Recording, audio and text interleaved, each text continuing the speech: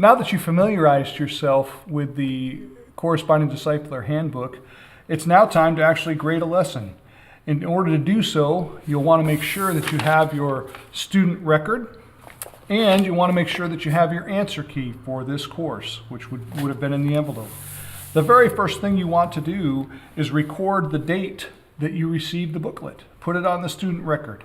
And then we'll talk about that later, what else you do with that student record. But keeping in mind that that record is extremely important. This is the academic record for your student. We don't have anything else. So we're counting on you to keep a good record with that.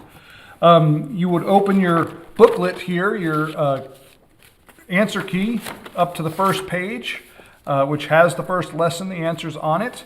And then you will go through and just grade the lesson for your student. It's important to note that we're not grading each answer under the CLEAR system, but we're grading the overall lesson. I don't know if you're doing this as an individual or if you're doing this with your family, but you're going to want to set aside anywhere from 1 to 2 hours to actually grade the lesson. And we recommend that you do this all in one sitting.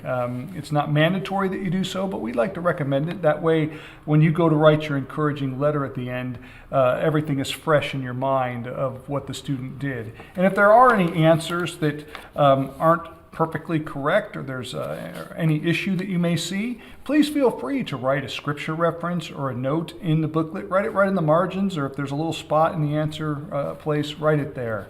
So go ahead now and grade the lesson, and then we'll get into the grading system when you're finished.